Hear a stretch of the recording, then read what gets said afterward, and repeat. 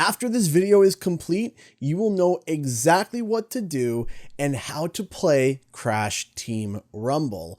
What's up guys, my name is Canadian Guy, and today we're going to be going over all the basics for Crash Team Rumble. Let's start with the game's main objective. Crash Team Rumble is a 4v4 platform tactical brawler that requires you to balance high-level platforming play with quick objective decision making. To win the game, your team has to be the first to score 2,000 points. You do that by roaming around the map and collecting Wumpa Fruit. You collect Wumpa Fruit by breaking crates that are literally all over the map. Once you feel like that you've collected a bunch of fruit, run back to your own team's bank and stand on it to score the fruit. 1 fruit equals 1 point.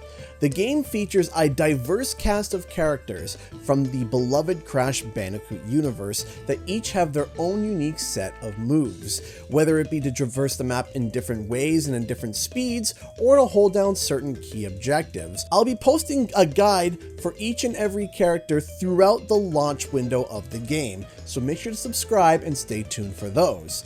While the whole point of the game is to be the first team to get to 2,000 points, there are a number of different ways to help your team collect Wumpa, or stop the enemy team in its tracks. While you're smashing boxes, you will find these floating silver relics. These relics also can be collected and cashed in at neutral points on the map. These points are called relic stations. Whichever team turns in the allotted number of relics on the relic station first grants the team a power-up that activates as soon as a team member runs through the relic station. This can be anything from a bouncing beach ball to a force field around a bank.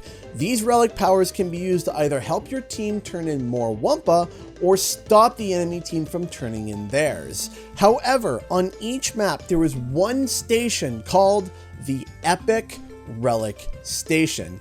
It is typically located at the dead center of the map and requires 30 relics to activate.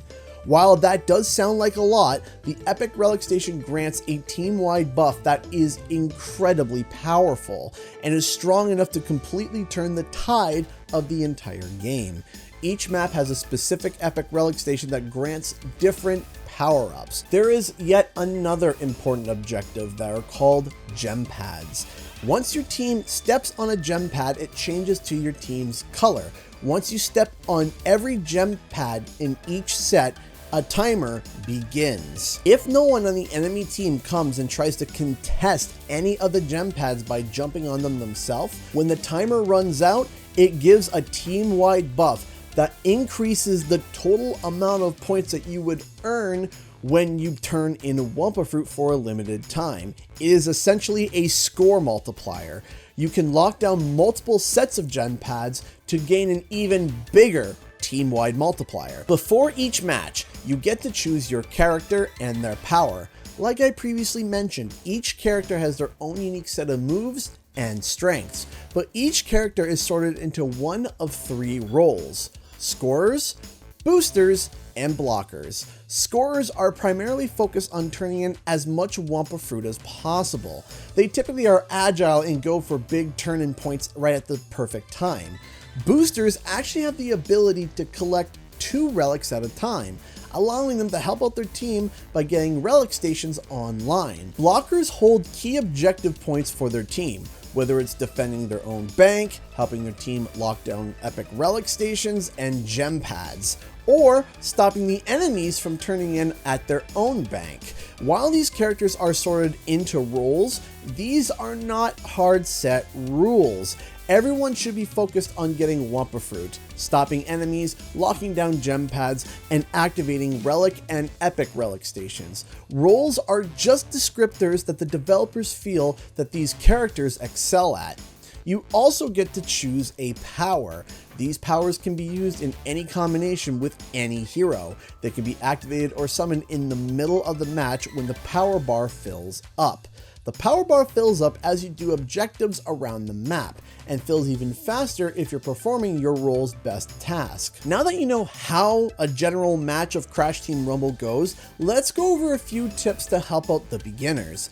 While combat is a key part of Crash Team Rumble, it's not the best way to win. In fact, it's not the way to win. Getting eliminations on the enemy team only stops the enemy team from turning in their Wumpa, but it doesn't give your team any points at all. Fighting is a risk because if you get hit, you actually lose Wumpa. And if you are eliminated, you lose all the Wumpa that you were holding on to, and the enemy gains a portion of the relics that you were holding. The next tip is that each character can only hold a maximum amount of Wumpa fruit. Once you reach your max capacity, you have to turn in to be able to collect more. So don't go hogging the Wumpa fruit from your teammates if you're already at max capacity. If you are hurt in a fight, try to escape. If you don't get hit for a certain amount of time, your health will regenerate on its own. Or try to see if anybody on your team has summoned a power called a healing fridge, which will heal any allies that approaches it. Another tip is to try to have a good balance of roles on your team. If you're missing one of the 3 roles, your team might actually struggle to win, as each role is incredibly important to winning. And finally, and I know, and I'm going to admit this sounds very corny, don't give up. If you fall super behind, you can rally behind your team and turn the whole game around to win it. Comebacks are super possible in this game, and they happen literally all the time.